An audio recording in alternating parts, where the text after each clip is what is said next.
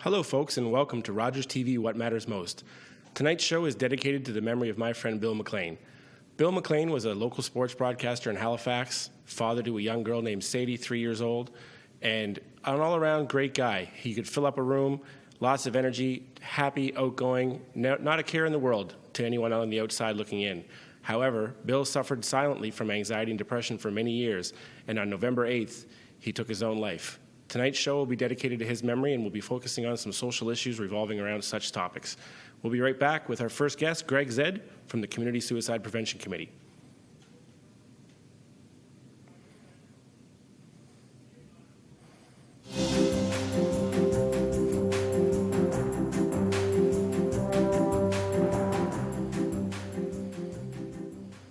And we're back with a man who's dedicated 40 years of his life to this exact topic, Greg Zed from the Community Suicide Prevention Center. Welcome, Greg.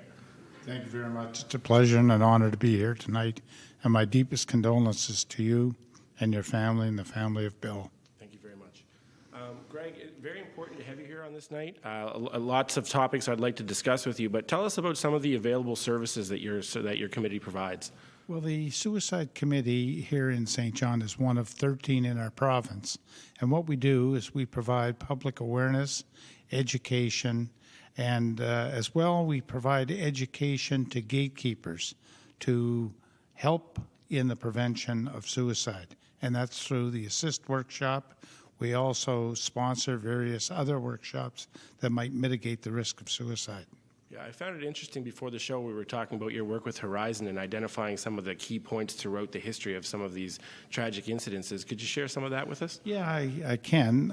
It actually started probably about 10 or 15 years ago when we as a province looked at all the suicides in the province and trying to find out what are the salient issues associated with someone who suicides. And as a go-forward basis, as a system, we now tend to look at process issues associated with one's life. Yeah, and we talk about changing the language around this issue, and the common phrase is he committed or she committed suicide, and you use the term suicides. Yeah, explain that. I did, and it's for a very, very distinct purpose. We tend to think that people commit suicide, and actually suicide is a negative outcome of an illness that they may have suffered. Just like one would have heart disease and may end up eventually dying of a heart attack, as is the history in our family. Someone that has prolonged illness, be it schizophrenia, be it bipolar, be it anxiety and depression, a negative outcome of that illness. It's actually the illness that ends one's life. And I think that's really the key to what people don't understand about this issue, and one of the most important reasons we need to bring this to light as being something that's, it's obviously not an uplifting topic, but something that I think needs to be drug out of the darkness to be discussed more openly. Yes, I think for the last 20-odd years there's been a gradual shift away from the stigma of mental illness and a focus on mental wellness. Right. And more people that are afflicted with this illness are talking about it. And it's the voices of these individuals who have suffered for so long in silence are now talking about it and actually become the best advocates. Yeah, and I think those success stories are key to highlight in order to help some of these people that are suffering quietly. It does, because what it really demonstrates is that there is help available, that there is treatment available, but the key point is to reach out and get the help that is required and necessary. Now, I'd done a little bit of research heading into the topic and noted that in 2004, Canada was identified as not having a national strategy for this issue. And over the course of several decades now, it's obviously improved, and committees like yourself have had a big impact on that. But what is the national strategy for those who don't see it? It's interesting that you mention that, because being involved for as long as I have, we started really in the mid-'80s. And there was a task force, and I was on on one of the subcommittees of the task force, and we looked at suicide in Canada, and we come up with 40 recommendations that would help all sectors and all areas of our society, be it ER nurses, be it school teachers, public health nurses, mental health workers, et cetera, et cetera. And that same report came back 15 years later with the same 40 recommendations, and that report was referred to as Suicide in Canada, a national update. Right now, within the in Canada, we have at least a blueprint, and it's written and authored by the Canadian Association of Suicide Prevention, CASP, and they have laid at the federal government level a framework for all communities to follow. Well, that's a great start, and it sounds like it's well on the way from where it was in 2004, and with work like you've put in, it's obviously come very much to fruition. I think it really takes, they often, when I was in training 40 years ago, they talked about shifting and how it takes sometimes 20 years to get something brought forward. And provincially, I'm very proud as a New Brunswicker to say that at least our province has 13 suicide awareness committees. These committees are dedicated in every part of the province to look at awareness, intervention, and postvention. Well, that's fantastic. And you have to throw some statistics to really get some perspective on this. And you mentioned beforehand 100 suicides annually in New Brunswick alone and 3,500 throughout the country. And you really put some perspective on that.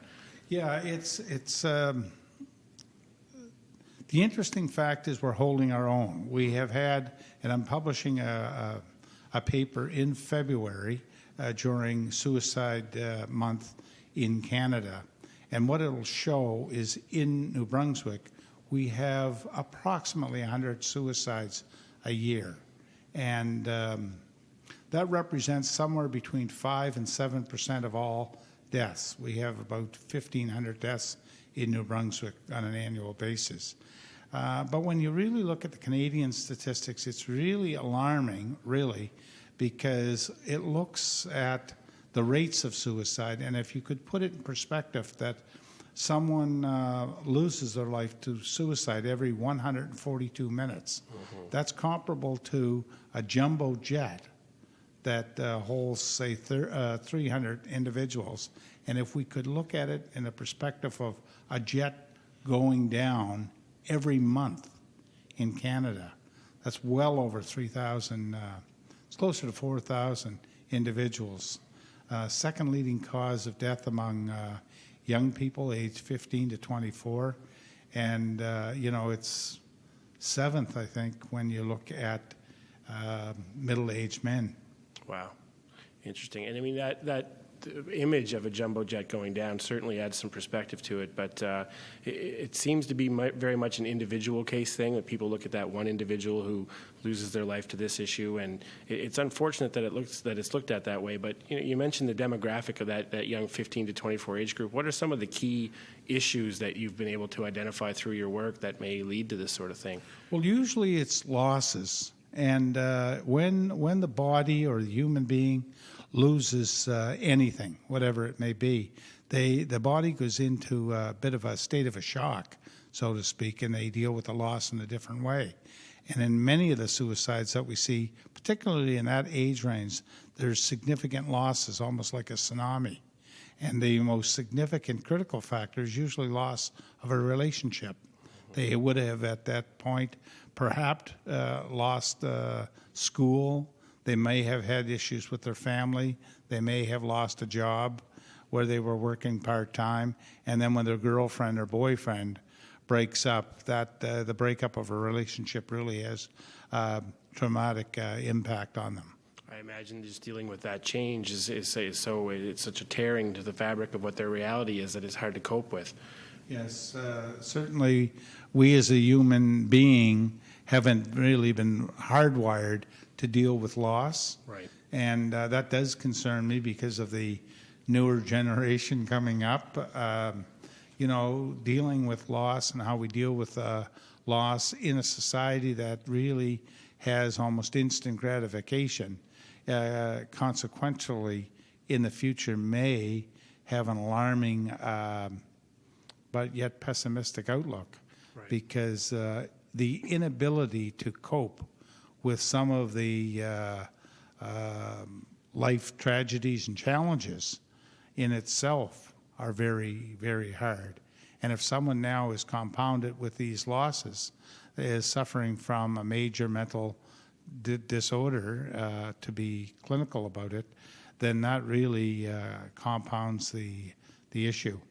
The other factor that we saw in our research that we did, albeit 10 years ago, was the impact of alcohol and drugs on the mind in trying to sort out and sift out reality and what is capable of changing. And when a person gets into that deep, dark hole, you'll often talk, they really lose all hopelessness and or all hope, and as a result become hopeless. Right. So what the committee tries to do through the ASSIST workshop, which is a 2-day applied suicide intervention training, is we teach gatekeepers and the general public what are some of the issues to look for, and then once we look for these invitations to help, what can we do to mitigate the risk? Right, and that touches on one of the most important reasons you're here, is how could someone get involved with the committee, and what paths can they follow in order to help with this issue? Certainly they can get in touch with me in my office, and that's at any of the mental health clinics, either in St. John or where I work as the area manager in Sussex. That would be a start. There are other members that are associated with our group at the community college at UNB. We have hospital staff. We have volunteers around in the community, and it would be good to get in touch with one of the members. And is there a need for volunteers? Obviously there always is, but do you have a comfortable number of people helping with this? Well, what we try to do is we try to attract individuals who really want to make a difference. And so we would really use their skill. For example, one real strong volunteer, not to single one out, is one that has done an awful lot of talking and teaching to school-age children, and it's Jeff Liberty, for example. He's brought to the table his interest in music, for example. So through music, we've been able to reach a crowd that would not normally we would reach. Right.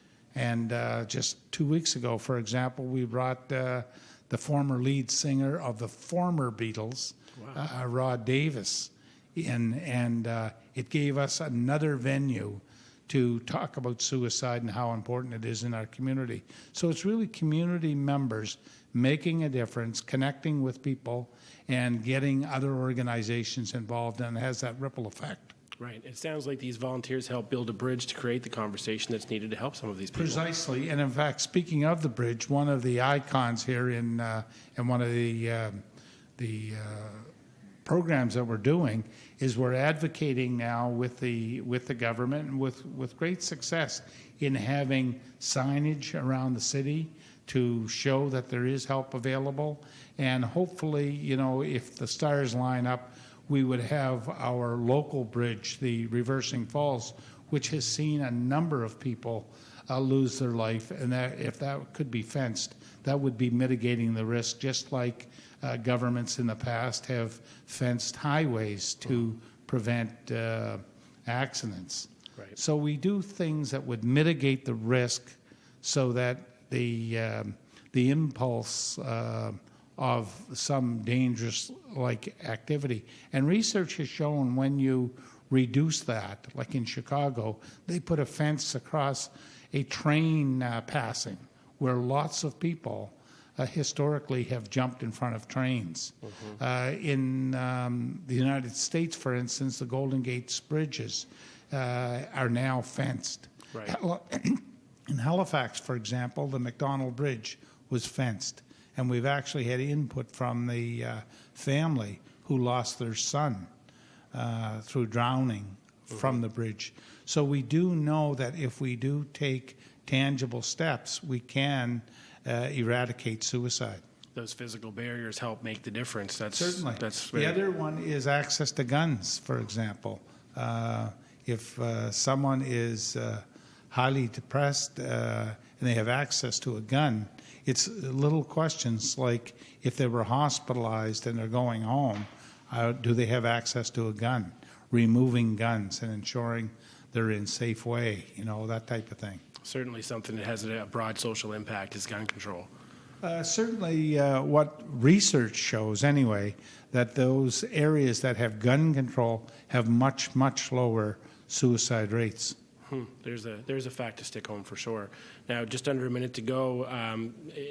Heaven forbid someone in a position right now to need help immediately. What would be the best avenue for them to take? The best thing would be to call Telecare at 811, and certainly they would redirect you to the most appropriate person.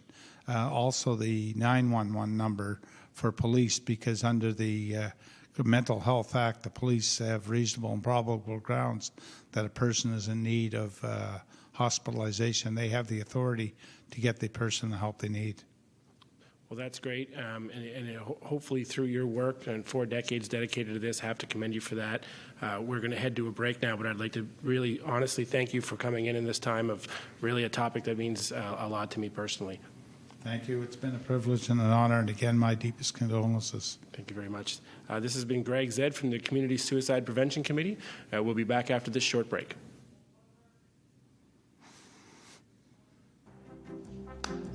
Okay.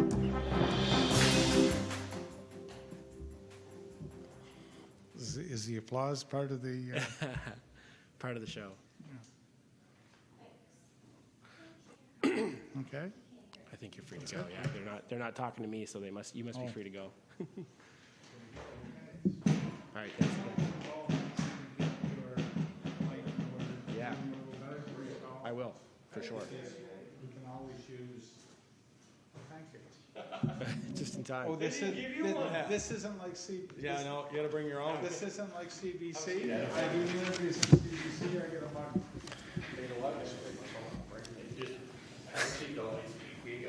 Okay. I got lots of time. Adam. Hey, man. Jason? All right on. Cool. A few questions, I hope. Oh yeah. All right, Yeah. right on. We'll keep it moving. If I can get through that. I can get through anything. Yeah, awesome. Yeah, I know, right? It was we were Like originally. Dennis Olin on trial. Well, yeah. Originally, we were going to do sports, but then when this whole thing came up, it seemed like a good time to shift the topic to something a little more relevant. So, I mean, you cover a broad variety of things. A couple of the questions I'm going to ask is, what was your inspiration to get involved? In the Celebrate Recovery thing, that's where we're going. Yeah. Cool. Where and when meetings take place? Yeah. The role of faith within that. Okay. Success stories you might be able to share, if Yep. and then how you work with other organizations to tie in so many different recovery points. Okay. If there is such a thing, and if not, then maybe that would be the thing. the organizations, it's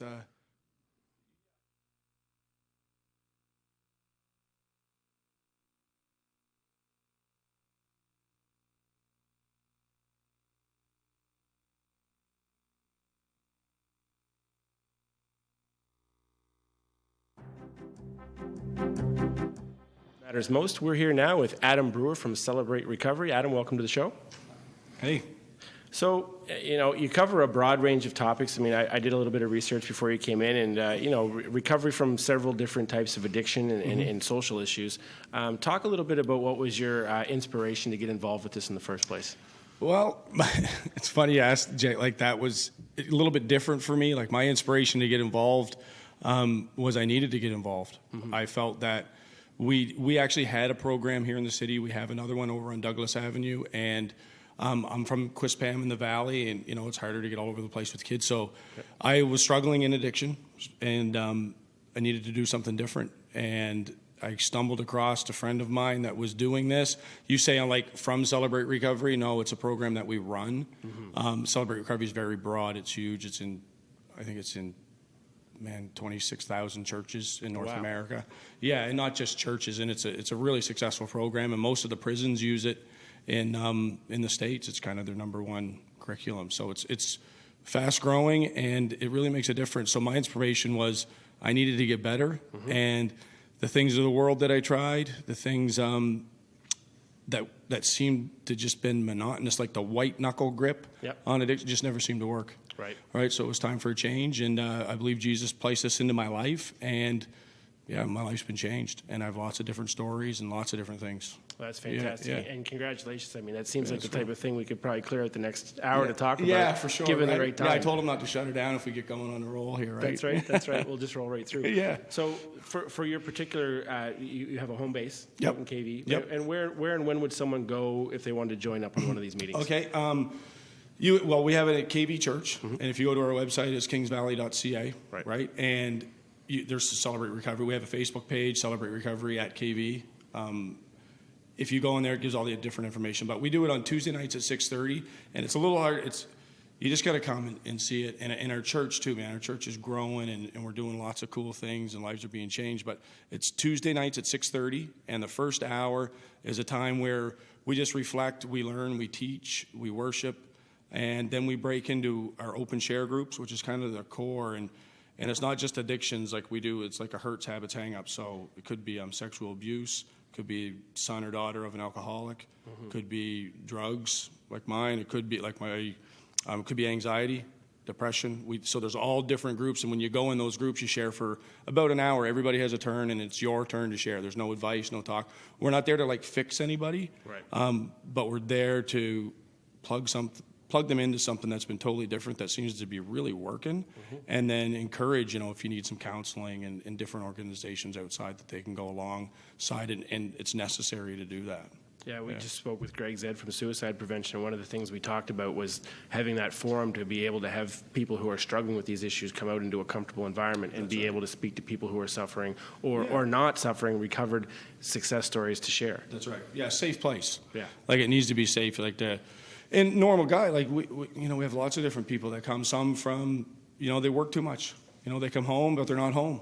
Yep. And they struggle, and they want to be a better father or a better mother. The women divide up and the men. And it's just, for me, it was to get to the source. I started to figure out that what I did or what I used for a drug might have been just the kind of the result of my issues that I haven't dealt with. Right. Which is, self-empowerment, right? Different things like that for me, Jesus needed to fill that hole, man, and I tried it all the different programs, everything. And, until you see it happen, until you experience it, it's a totally different thing where you can focus on him and lose that white knuckle grip.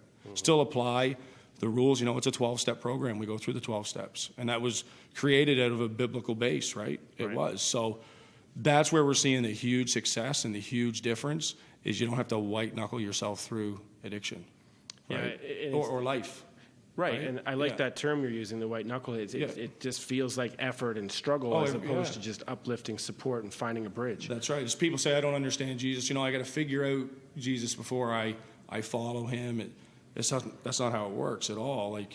The more I accepted Jesus and started to love him and learn, and I've been a Jesus follower for years, but it really started to change and shift when I focused on how to love him and how to love others. Right.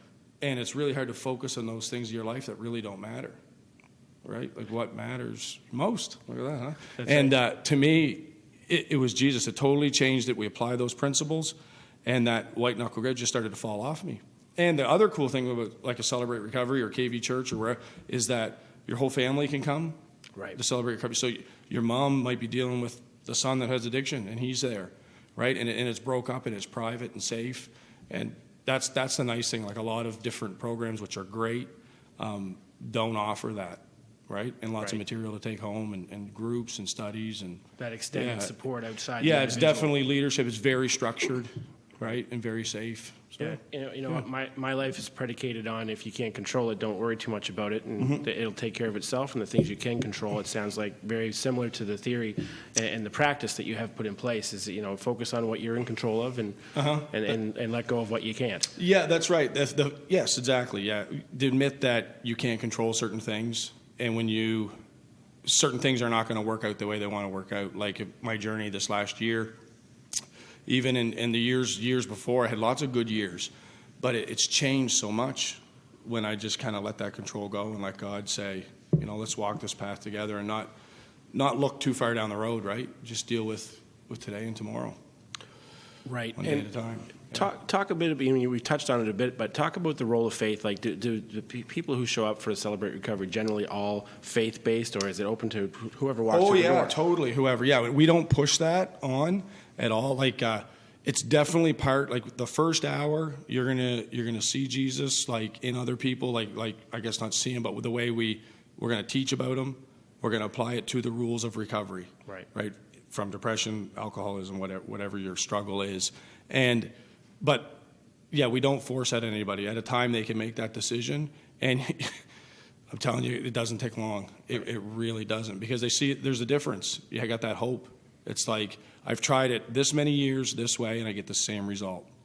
I get some good time, and then but there's something different. You know, I've got something else to hold on to. I've got this community of people, like the guys that have come around me and my group. It's something that most men, especially, would never experience. Like to really share your struggles from whatever it is, right? Certainly, and that bond. sense of the manliness in a traditional sense that people think makes them masculine. That's right. Sharing your feelings is not part of that on a day-to-day thing. That's right. And culture has changed so much for men. Like it's not the same. You know, we need to share our stuff.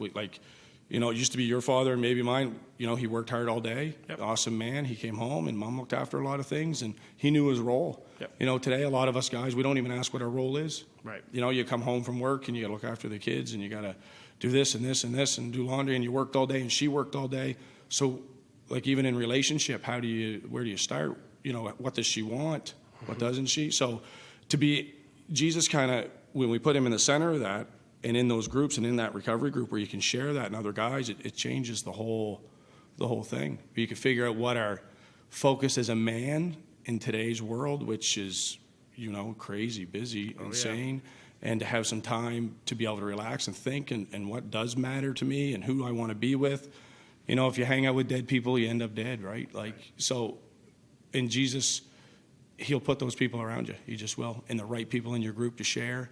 And every story you share, you'd be surprised how many other have the same one. Well, and that makes people feel like they're not alone with their struggle, That's and right. they're immersed in that positivity. Yeah, it is. We got about a minute to go. Could you share, maybe anonymously, a success story you guys have had since the time your group's been together? Yeah, sure. We've had a couple different guys. Like we had one guy just come. He showed up. We had our small group. He walked in. It's not really something you do because when you walk in the group, it's awkward for that person. You kind of want to show up on time. And when we were just starting to Celebrate Recovery, and the guy walks in and he accepts Christ. He was done. And this guy, you know, he's got a good job, a family. He's not an addict by any means, depression, and just really struggled. And God transformed his life. And you should see this guy on his face. Like he would tell you, it's unbelievable. We've seen women ready to commit suicide and ready to be done. And they come in. And we're not saying when you accept Christ and do all these steps that it's all over. No, you have to go home and work at it. But it's something different, right? And my story, too. Like, I was a goner. I tried everything. I did it for years, you know. And as I started to apply those principles to my life, it really started to change. Christ totally changed us. Like, we do different things different. Like today at Ridgewood, we're doing a Love Week thing at the church where we're just giving all week. Just a crazy amount of stuff. Actually, if you come on Sunday, you'll see what they've done, and it's unbelievable. We were at Ridgewood today, and we gave them all new furniture in the detox center. Like, and what that does is not to give to feel good. It's just to freely give. Right. I found through some volunteer work I've done that it actually becomes almost selfish for you to be able to do that because you get such a rush off it. I know, that's right. And when you can give it back to Christ and other people, it's to continue that. But yeah, my journey was rough for a lot of years, and up and down, up and down. And I'm telling you, this is what's worked. I've tried everything. Yep. And I'm serious. I've tried it all. I've tried it. It doesn't work. I'm going to get you out of here on this last thing. Yep. If someone wants to get involved, what's the best way to contact you? The best way, they can call us at the church, which I think the number's on the screen. I don't know what it is. But if you go to kingsvalley.ca, we'll contact you. You'll get a hold of me. Somebody will get a hold. And we'd love, and it's somewhere you can come and just be safe. You just walk in. We're not going to be all over you. You can come and go and not be noticed if you like. There's no advice. We're not there to fix you. We're there just to kind of love you and embrace you for who you are. And Jesus loves you right where you're at, and he will carry you through this. So, yeah, they call the church, go on our Facebook page, Celebrate Recovery at KV, and my wife does that, so I don't know much of that, and you'll find us. But we'd love to have you come. That's great. Yeah. Thanks, Adam, very much for coming by. Very cool. This has been Adam Brewer from Celebrate Recovery. We're going to take a quick break here on What Matters Most, and we'll be back in just a moment. That's good. All right. Maybe we'll see you out sometime.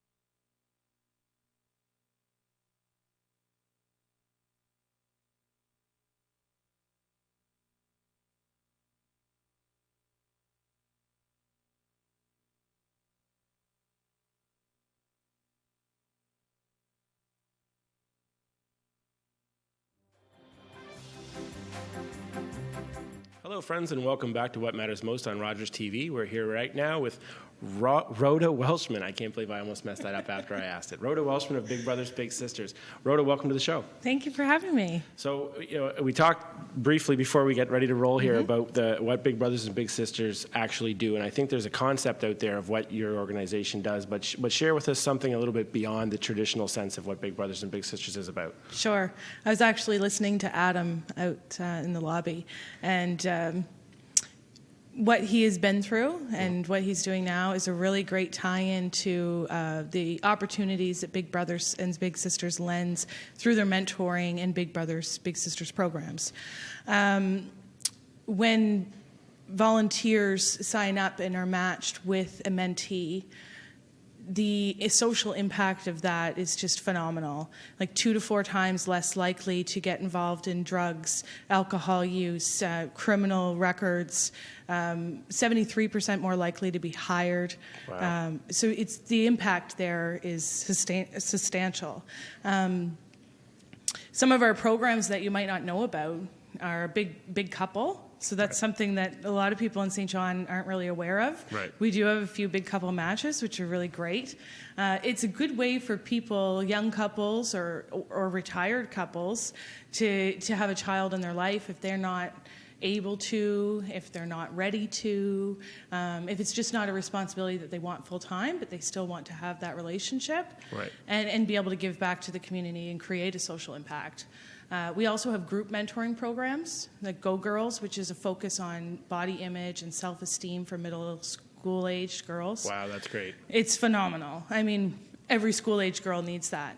Well, and I'll tell you, not to jump in on you, but I'm very involved with youth sports, and one of the statistics that jumps out at me is how many girls we lose at 13 and 14 because of exactly what you're talking about. Very, very important issue to me. Exactly. Yeah.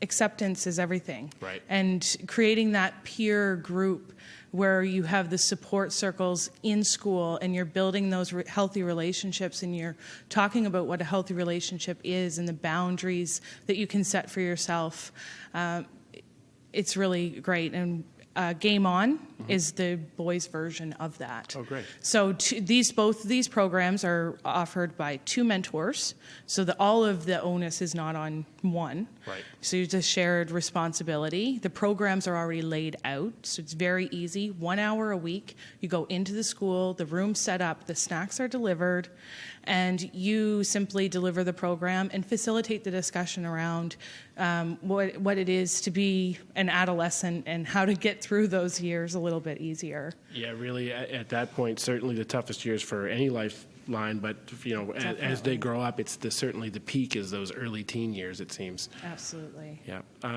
Obviously, people are aware that Big Brothers and Big Sisters is a multi-generational thing. It's been around over 100 years. sure. But within St. John, certainly quite a long presence as well. 43 years. Wow. Yeah, and we currently serve over 250 children every year. However, we do have 149 on the wait list. Right.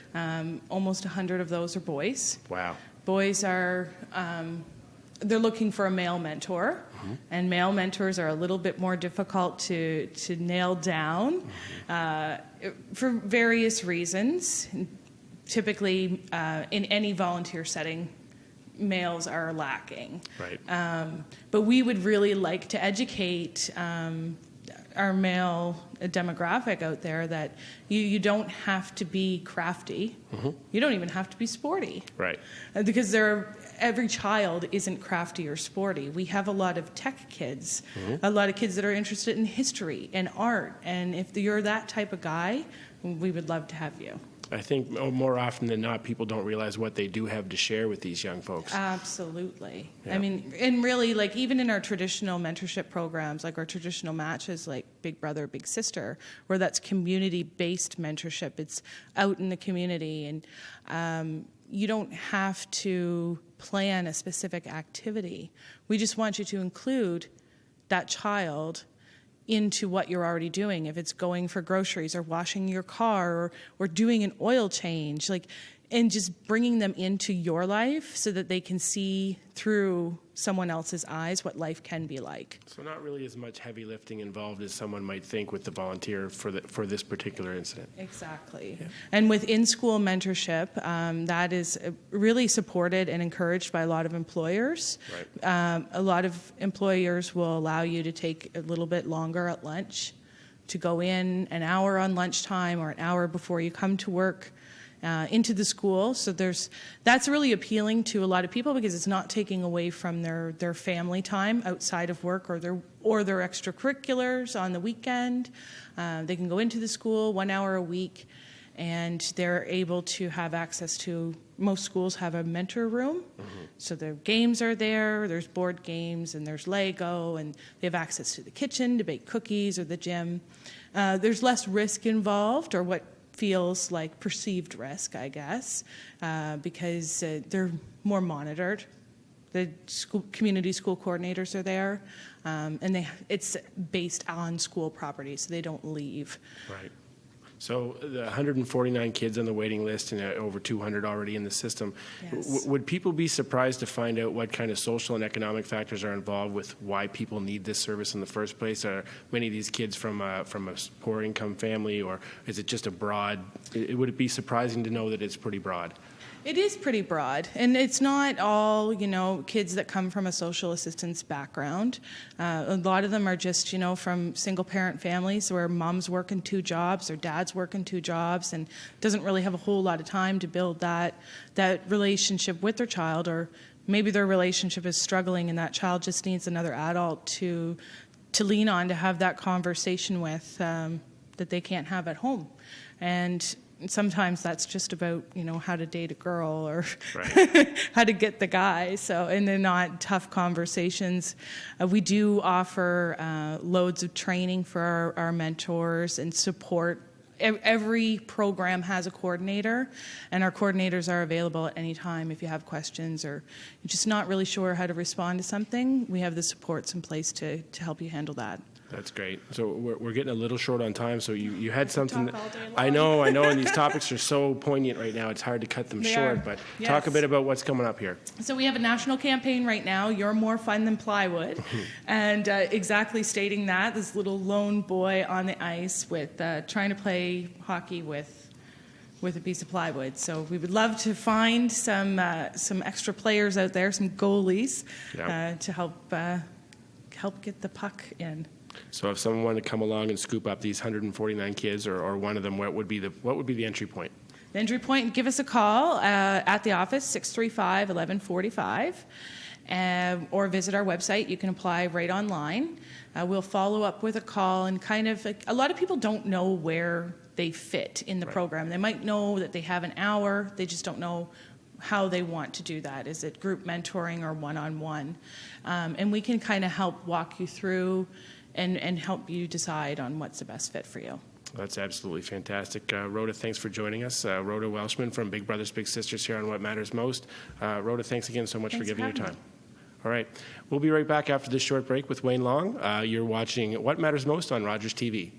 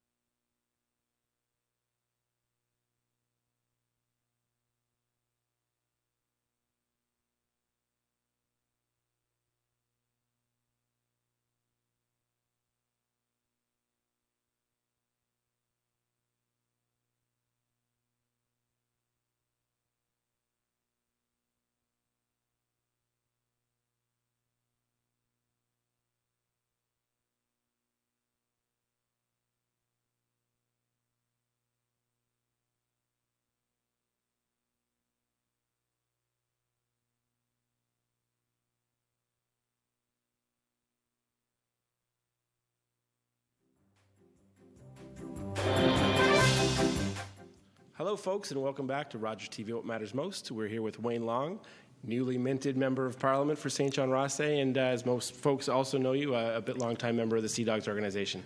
Yeah, I mean, it's still kind of, I look over my shoulder when they're talking about their MP. I'm like, who are you talking about? You can't be talking. Oh, that's right. It's me. I am the MP. That's right. So, yeah, it's obviously it's a great honor and very humbling, and I'm thrilled to represent the constituents of St. John Rothesay. It's a dream come true for me. Yeah, and I spoke to you early on in the campaign about strategy, and you were kind enough to give me a little bit of time about the restaurant stuff I'm involved with. But, fantastic to see the work that you've done in the community.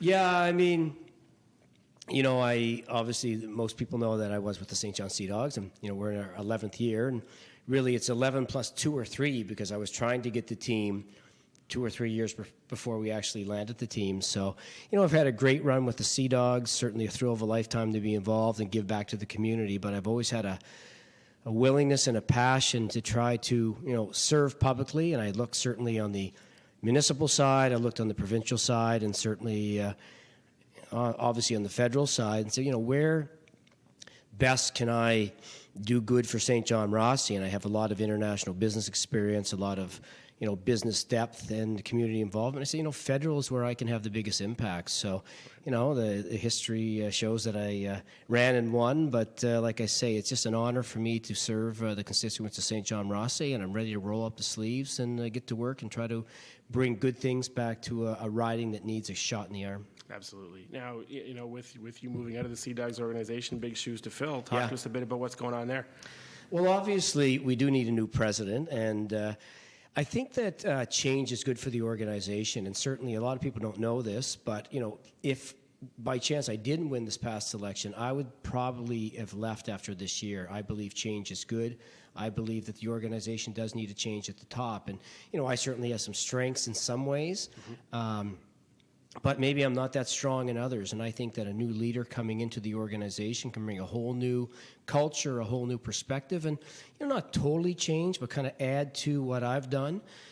We need somebody that's a salesperson, a marketer, and somebody that can really drive the top line. Like, we need somebody who's a revenue driver. Yeah. I mean, obviously, we are a small business. We have we're always very, very close to a break-even model. So we need somebody to take that top line and figure out how we're going to, sell more tickets, sell more sponsorship, bring more people into the building, maybe look at a revamped style game night, whatever is, maybe outside the box thinking. So, we're open-minded.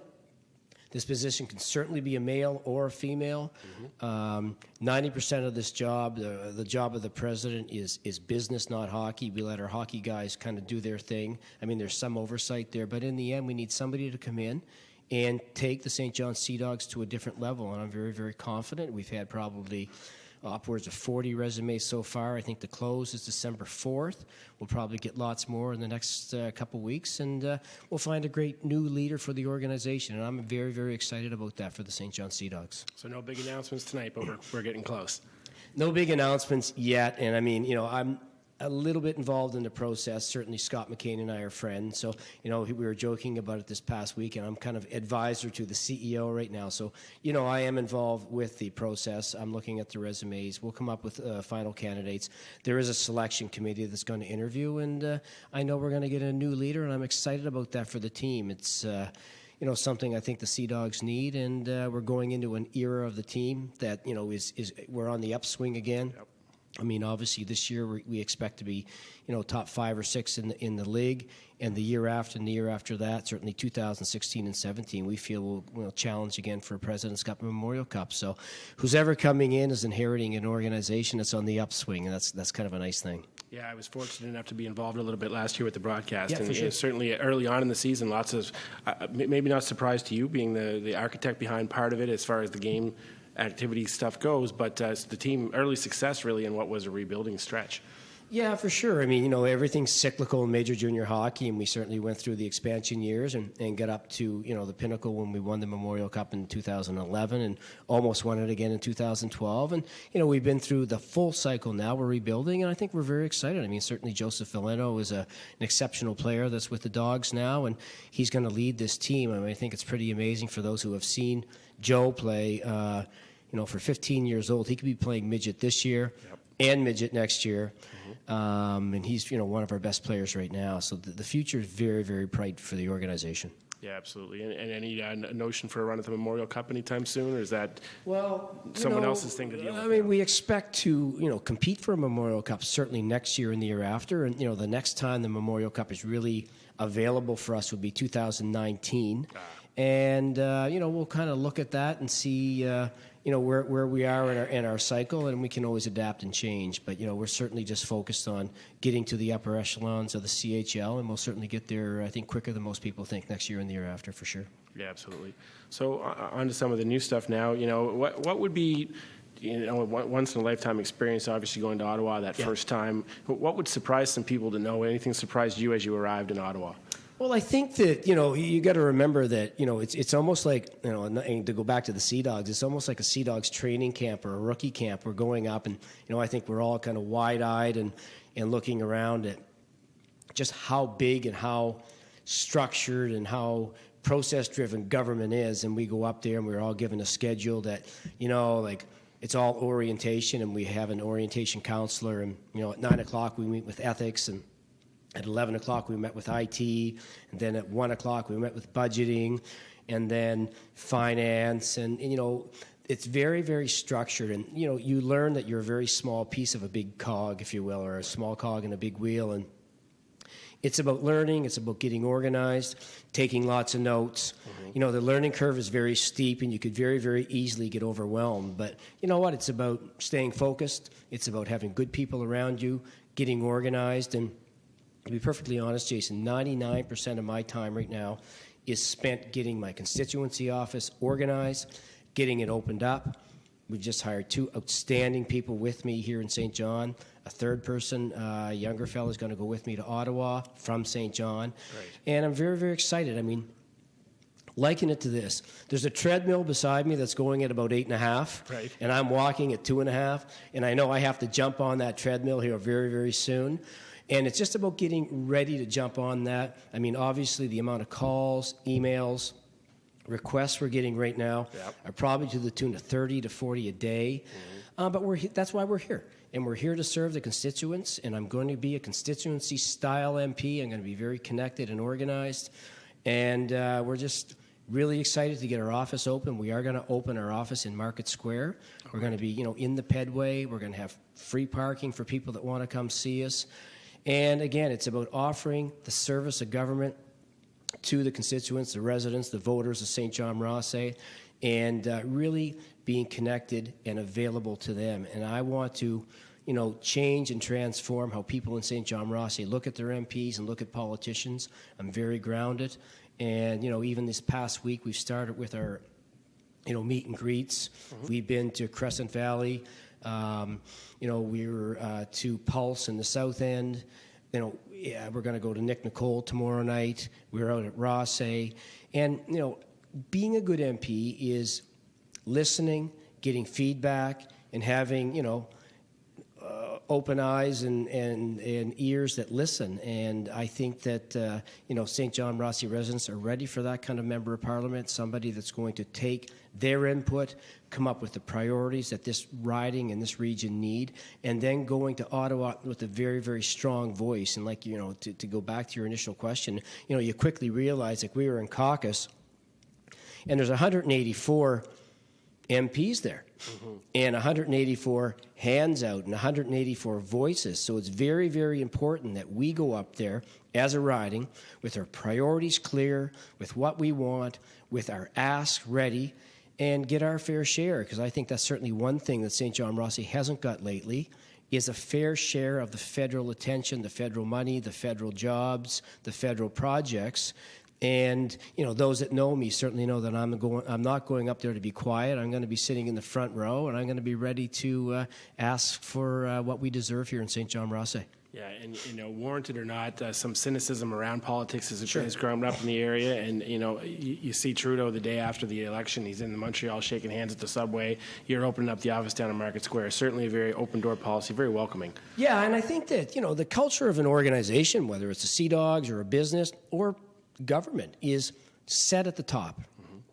And I think what Justin Trudeau has done in a very, very short time is show that he's going to be a different style of MP. You've seen him in the subway system. You see him, you know, help carry a wheelchair down some stairs in another area. He addressed the Canadian Labour Congress this week. Last week. You know, first time in 50 years, he's taking Elizabeth May with him to the climate conference. He's talking to the first ministers. You know, when we were in Ottawa, the week of the signing in, which is 2 weeks back, there was an air of positiveness, optimism, and just a general good feeling about the change in government. And I mean, every government that changes, you know, whether you're Progressive Conservative or NDP or Liberal or Green, there's always a bit of goodwill. But there's almost like a feeling in Ottawa that a dark cloud has been, you know, peeled off the top of the country, and there's a lot more sunshine and light coming in, and people just feel positive. And I know Justin Trudeau has changed the culture. He wants to change how people view politicians, and certainly prime ministers. He wears his jeans a lot. He's much more casual, but he's focused.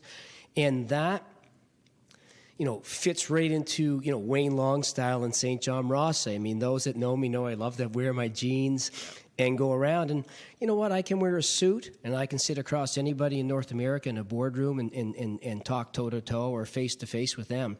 But I really believe that people in this riding are ready for a member of Parliament that is grounded, that is one of them, that, if he wants to go out for a beer with his friends, he'll do that. If he wants to go to the church dinners or the community barbecues or the community groups, that's what people want. They want an MP that they can touch, see, feel, relate to, and I believe that, people will respond very, very well to that, and already it's happening. People are very, very happy to see me out and about. I've already done some door-to-door, believe that or not, after the campaign. And, Yeah, that's great. people were saying to me, like, why are you at my door? Like, you've already won the election. Like, we didn't expect to see you for another 3.5 years. And I'm like, no, you don't know me. Like, that's what I'm going to do. I'm going to be one of you, and I'm going to listen to you, and I'm going to take what you're telling me to Ottawa and represent you. And one final thing I will say about the first caucus meeting we were at, the first two sentences Justin Trudeau said to us, he said, guys, ladies, you are here because your constituents sent you here. They voted you here. So you all better represent your constituents and bring forth what they want. I'm not here to, be told what I want to hear. I'm here to be told what you want to tell me. And I think one of the biggest differences, what you're going to see in government with certainly a Justin Trudeau and a Liberal government, is that we will be St. John's representative in Ottawa, not an Ottawa representative that comes back to St. John. And I think there's a profound difference to that. So, I recognize we're in the honeymoon period for sure. And, of course, we have to make hard decisions. We have to govern. And there's certainly going to be decisions that, we render that a lot of people won't like. But there's certainly a feeling of support.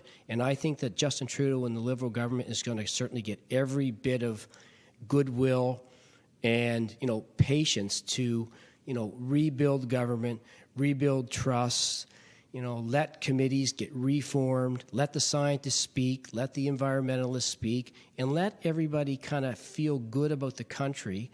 And let's get back to the country that, a lot of us felt that has kind of drifted away from us over the past few years. Yeah, that's fantastic and a great approach. And I'm going to get you out of here with this one last question. With all that's going on in your life, transitioning from the Sea Dogs, moving up to Ottawa, do you still find time to box? I do. I box 4 times a week. Yep. Kevin Watson, and a lot of us know, is just a great trainer. My wife Denise and I have been going down with a few other of our friends, and I'll tell you something. People always say, "Well, Wayne, you always seem to be so energetic. Aren't you tired?" And I'm not tired, because I think the boxing gives me energy. I feel great. It's a great sport. It saves an old guy like me their knees. And, Justin Trudeau's a boxer too. So, I'm hoping one day that maybe we can have some kind of a exhibition match for charity in St. John. That'd be great. Yeah, it would be. Well, Wayne, thanks very much for joining us. We're gonna have to Anytime. wrap My things pleasure. up. My pleasure to be here. Yep, that's great. You've been watching What Matters Most on Rogers TV. Big thanks to all our guests, in particular Wayne Long. And we'll see you again next week, same time, same channel.